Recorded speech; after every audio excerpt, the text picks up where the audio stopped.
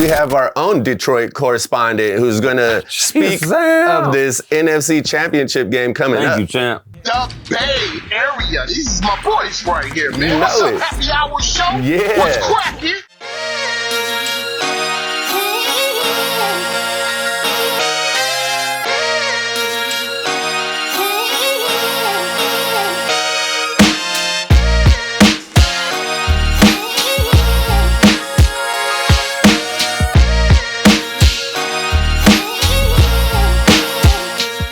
Welcome to the Happy Hour Show Bay Area. My name is Mikey Slacks.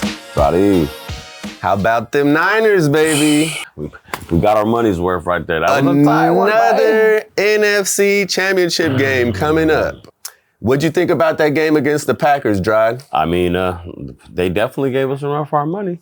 Definitely. The way Love was pushing those first three quarters, and then you see how it just switched in the fourth. It was kind of the opposite, how Brock was really having a tough first three quarters, and then when it mattered most, he did exactly what we knew he could. Our belief in winning the game never wavered, but it got close. That pass to Jennings, when he just let it go. That was At that moment, I'm like, either this is genius or it's an interception. And it was money. I mean, the fact, like you just said, when it mattered most, he came through. But there are still those haters out there who don't believe in him. You know, that was one of the things that they were saying. He wouldn't be able to lead them from behind. Yeah, and speaking of Ryan Clark, is that his name? It sounded personal. Like, are we biased because we're from down the way and that's our team who we root for? But I believe every fan is biased, you know, but I feel like you and I were also realistic. Absolutely. And just like, you know, when I tried to have Jimmy Garoppolo's back, you were always, nope, he's trash. So my bad, if Jimmy. the player isn't well, we're going to keep it real. Absolutely. You know, Yeah. Brock came through, like you said, when it mattered most and led that game-winning drive. We're probably going to call it, but when he was sitting there and the clock was winding down and you could see Usyk was telling him to go and he was like, hey, stay right there. Boom. Oh, yeah, and they broke the play and then because he saw it wasn't going to have an effect. Yeah, I believe that was Charlie Warner. Charlie Warner was about to go in motion, which he was supposed to on that play, and Brock knew that motion wouldn't have mattered, so he told him. Juszczyk was telling him go in motion, and then Brock stopped him and said, off, right? Yeah. That's pretty good of a manager. There was one play specifically that I noticed, and I was able to call it out. I don't know if anyone else watching noticed it, but Ray McLeod, one play ran a deep route, and he cut outside. We should have cut in, and Brock threw it interaction, and he was on him. Yeah, Brock threw it inside, and then you could see the camera cut to Brock, and he was just yelling. As soon as I saw that, I was like, "Oh man, he cut it out when he should have cut it in." And then again, it panned when they were at the sidelines, and you could see McLeod making his what transpired, right? Exactly. I mean, we pulled it out when it mattered, though. They definitely did. Just going back to that play specifically, there was an interview after the game where George Kittle said, you know, when Brock yells, he said, that's what I want to see out of him, that fire. That's the captain. Fire. And then, exactly. And then the players, they respond to that. They fit into that. I mean, Trent's talked about it in the way he runs the huddle. Definitely a team general for sure. Yeah, that's it. You know, and a lot of other people that aren't giving him the credit that he's due. You know, Richard Sherman came out and spoke about this. Like, they want to give him all the blame, but none of the credit. That's it. I mean, you got two sides to a coin. And we were just talking about it. There's only 5 quarterbacks who've done what this kid's done, and that's win a playoff game in his first 2 years. Exactly. So I'm going to see the glass half full. Everything else, miss me with the bull. We're going somewhere. And it might be the Super Bowl in Vegas. Go ahead, Mike. They're trying to compare him to Lamar Jackson, Patrick Mahomes, Josh Allen. He's 2 years in. This was only his first full season. He played half a season. What did you mean, like week 7, 8? Yeah. And they're, you know, I don't understand. Injury, there've been a lot of stories that came out. Like, usually people root for the underdog, but for whatever reason, they just don't want to give him his credit. They want to say it's because of Kyle or because of the play calling. I mean, it's a team effort when it's said and done. There've always been praise from his teammates as soon as he took over. Yeah. You know, even though he was just a rookie last season and he was Mr. Irrelevant when it was his time. Third string. When it was his time, he came right in and took over. Season kind of reminds me when Brady got that spot and never looked back, right? Exactly. That game-leading drive that Brock Purdy led, capped it off with another Christian McCaffrey touchdown. He definitely earned his Offensive Player of the Year award. He definitely earned his position. I thought he was the MVP from the first week to the last week. Well, he earned a nomination. He's in the MVP. He might not get it, but he definitely earned to be in that. Yeah. Exactly. So switching the focus from offense to defense, man, they don't call him Big Play Dre for nothing. He showed up when it mattered most. Dre, go down. There's stories circling that he's still running around somewhere out there. He's like, I told you, I want that pick six. I'm going. He blamed Fred Warner because Fred Warner told him that he wanted to see him get a pick six. Yeah. Dre, we love you, man, but at the end of the game, you just got to get down, buddy. So, previewing this upcoming NFC Championship game between the Niners and Lions, what do you see? What are your thoughts? What do you think they need to do? Who do you think they need to watch out for? How do you think they need to approach this game? We need to win the NFC Championship, Mike. Oh, definitely. Favored by 7. Everybody's betting against us. I think the money's on the Lions tough. They're the fan favorite. Got a lot of momentum, 3 decades in the making. But I feel like we've been the better team all season, even when we were losing and going through the growing pains, What do you think, if it's a close game, who do you think the main factor for the 49ers will be? Do you think it will come down to Brock Purdy? Will it come down to Christian McCaffrey, or will it come down to, is Debo going to play? I have a strong feeling he's going to play. We had good news that there wasn't a fracture in his shoulder, so he might just get one of those cortisone shots. I'm going to answer each one of those questions, but I believe it's the defense. I think that's where we win the game. The way our front four play, the way Fred and Dre lock it up. DBs, we need you to step up, shut it down. That's it. Let's go to the bowl. Vegas. Definitely. Calling us. But as far as the offense, Purdy, what kind of a game is he going to have? What did he learn from the last game? What adjustments is he going to make? Also, what kind of game is Kyle going to call? Yeah. And, McCaffrey, we need you. You've been our MVP. Give him the ball. And you know who else needs to get the ball?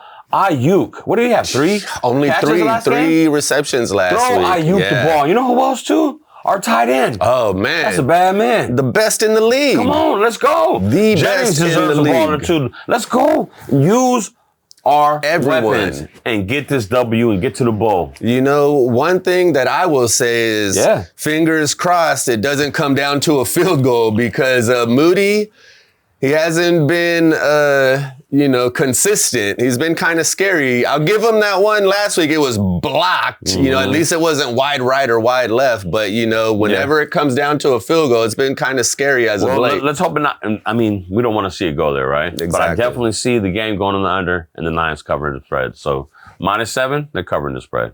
Okay. Let's go. Okay. Get that bread. Sure. So, previewing this upcoming NFC Championship game. Yes, sir. Between the 49ers and the Detroit Lions, man, we are very lucky to have a special correspondent with us all the way from Detroit and Ford Field itself, a Detroit native and a legend in the hip-hop community. Our cousin from Detroit, CHAMPTOWN. Welcome to the show, baby. The Bay Area. These is my boys right here, man. What's up, Happy Hour Show? Yeah. What's cracking? What you mean? Y'all about to get your asses kicked. It's very unfortunate. It's very unfortunate.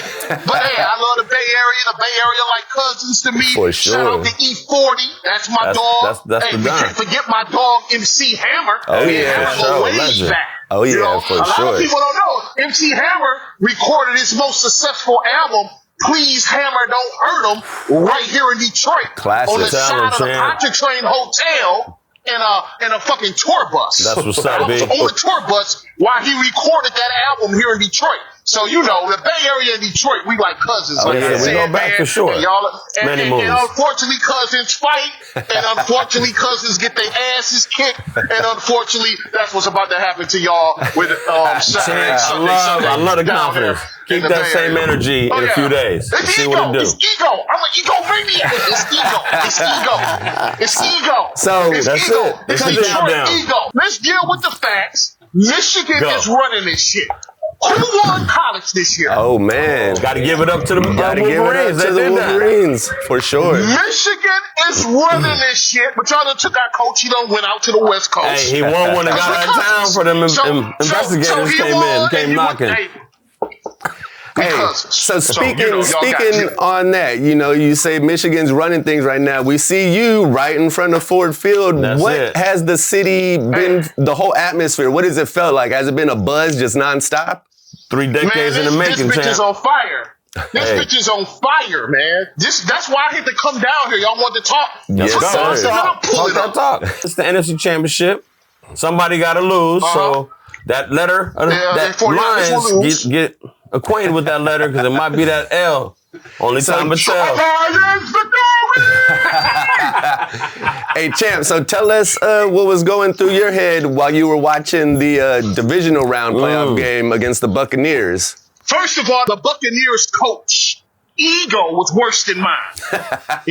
He came out on the field. We had this little, we about to fuck these. But, his ego was hit. He had that swag, So I knew right then and there, Detroit was going to kick his ass, and we did. And then he walked off, and his ego was deflated. Man, I don't know how that feels, because you can't deflate CHAMPTOWN ego. I'm an egomaniac. So to watch another man get his ego deflated, it was devastating. Because his ego meter was up where my ego was. There you go. But that shit got deflated. Yeah. That Straight game, up. it was a competitive game. They went into halftime tied up. And then your Lions, they scored 2 touchdowns in the fourth, whereas the Buccaneers were only able to get 6 points. I like that running back, that rookie. All it took was my boy Dan Campbell to go in that locker room. Give it up to coach. And cuss him out, and game was over. Game was over after that. That's true. All it took. It just took Campbell. He turned around. He really did. I believe that. I agree with that 100%. That's how that happened. Yeah. That's how that happened. Expand on that. What was Dan Campbell able to do to just come in and change the whole culture there in Detroit? Man, he connected. I mean, he played here before. For sure. It was just time, man. Bottom line, man, the Fords, the owners of this team, they had to make some changes. Definitely. And they did that. And they made some changes at the right time, man. It's just long overdue, man. That's what I'm getting Barry Sanders vibes. Barry Sanders vibes. Let's go. So it was just in the news recently that if the Lions go ahead and actually do advance to the Super Bowl, people were suggesting that they should give Barry Sanders a 1-day contract so that he can get a ring, perhaps. How do you feel about that? I definitely feel that's fair. And I definitely feel that you give CHAMPTOWN an egomaniac one as well, just because I'm an egomaniac and I'm down here on the east side of Detroit right now in front of Ford Field. But no, all jokes aside, yes, Barry Sanders should get that for sure. Right on. For sure. I agree 100%. Shout out to the great Billy Sims. Hey, we can't forget Billy Sims. These cats was here. Billy Sims was number 22. I'm jocking at number 20 right now. You know what I'm saying? So, definitely Barry Sanders should get something for sure. I gotta ask you this though, Champ. My bad to cut you off, but I mean, this is 3 decades in the making, Champ. Like the energy, the vibe. It's amazing. It's amazing. The vibe in Detroit is incredible. It's long overdue for the whole vibe, the rebuilding of Detroit, the Lions winning, the Pistons losing like shit. It's just a perfect balance here in the universe. Champ, for those that don't know your background, man, let them know a little bit about your DJ, rapper, teacher, director days and who you broke into the game. I mean, you got names like Kid Rock attached to you, Ice-T, Run DMC, Public Enemy. Yes, it's been a long, great career. I started this shit back when I was 8, 9 years old with a guy named Esham. When he was beatboxing for me, Esham went on to be one of the greatest, most recorded Detroit rappers ever. He got like 30 albums. I mean, the motherfucker still touring. We was best friends. We really started this Detroit hip hop shit. We allowed Kid Rock to come in from the suburbs. We allowed Eminem to come into the city of Detroit. Cause see, Detroit was racially divided back in the day. No white people came across 8 Mile. 8 Mile was a dividing line. All whites across 8 Mile, all blacks on the other side of 8 Mile. Before our love for the music, and since all my boys was like doing murders and became professional hitmen for hire and all that, I didn't go that route. So we allowed the white guys to come in and do this thing with us. You know what I'm saying? Yeah, for sure. So, you know, really, what you're seeing now in Detroit, we did the pre-show for that with Detroit hip hop, with me, Kid Rock, Eminem, Esham, ICP. We brought the city together You laid the groundwork. in the mid-'80s. Right So we did the pre-show of this, and now this is the mega show. So we've done it years ago, and the Detroit Lions is doing it, bringing everybody together again. You know what I'm saying? There you go. You can't knock that. I mean, I'm rooting for y'all, champ. I really am, man. I'm going to go to my boy Godfather's spot, Love and Tequila. I'm going to go to Nice. Love and Tequila and watch the game. Godfather always create this atmosphere. His clubs be off the fucking hook. Right I'm going to go, hey, he going to throw me a couple bottles, and I'm going to go up in that bitch like, hey, and I'm going to watch it there. But this is sold out. And they sold tickets for $20. That's 70,000 to be up in this bitch. 70,000. Give me a score. What's What's the final score of the game, champ? What you see it working out? I never count scores. All I care about is the end win. There you go. I don't care about by 2, by 3, by 4, by 1.5. I don't give a fuck. That first letter of the line. Hey. Champ, let me ask you this. Before we let you go, you said you don't count scores, but if, as a fan, as a diehard Lions fan, who would you say the Niners' biggest threat to the Lions would be? Nobody. Nobody? Not McCaffrey? You saw him shooting. That punk ass quarterback of y'all. Purdy. Here we go. Another Brock Purdy. You made Mr. Relevant. Mr. Relevant. That punk ass quarterback. Let's see how that comment ages, champ. Watch out. We're coming for y'all. Hey, Champ, we want to thank you once again for joining us, especially, going down there in front of Ford Field. So before we let you go, is there anything else that you want to promote? Any projects coming up that you want the people to know about? Well, I was like not doing interviews at all for the last few years. But when Tony Rain called, you get your ass out in the rain and you do the interview. Thank you, man. So we appreciate that. I did the interview for Tony Rain. You know what I'm saying? Right on. So I'll go ahead and tease a little bit of what I got going on. We got the beer about to come out. CHAMPTOWN Big and Stout. We got 3 flavors of that. You know what I'm saying? Okay. My man Sammy Hagar, he got his own beer, and it's called Red Rocker Lager. That's slowly but creeping around the country right now. Nice. We'll start checking Shout for out that. to my man Sammy Hagar, a.k.a. Sam Bone. So, Right I got the beer coming out. I'm writing a book right now. Okay. And I'm doing 2 albums. The rock album is done. The Biggest Stout Band. Nice. And called Rocker at Heart, which Sammy Hagar gave me the name Rocker at Heart. That's the name of the rock album. And the rap album is called Perpetual. So we doing our work. We trying to do our thing out here. For sure, man. We're definitely going to need some of that Big and Stout. Yeah, shoot a couple cases this way. We'll give you a little review, champ. Oh, you got that covered. You got that. And just in case you didn't know, we are also producing Morris Day Vegas residency called The Purple Legacy. In case you didn't know, we got my man Tony Rain. He's a producer with that. Yes, with sir. Me. So we producing that along with Courtney Benson. So we got The Purple Legacy Las Vegas experience, and it's coming. And we're trying to make it come the month of July for the 40th anniversary of Purple Rain, baby. Nice. Champ, man. We do got to speak on that Ice-T experience you blessed us with when he performed at the Rock the Bells with the Chase, and you got us the passes, but also in the green room and sit down with a legend, Ice-T, man. That connection. Thank you, champ. One love for that. Well, Ice-T is like one of my best friends on the planet Yes, Earth. sir. You know what I'm saying? Me and Ice-T communicate daily. Whether it's a phone call, whether it's a text, whether it's an Instagram message, every day, me and Ice-T communicate. That's what's so, up. that's my dog. Ice-T took me on tour when I was 18 years old. I toured the world. A lot of people don't know that I was Body Count's first roadie. Wow. I was Body Count actually first roadie. So, Ice-T, Chuck D, and Prince all big toward me.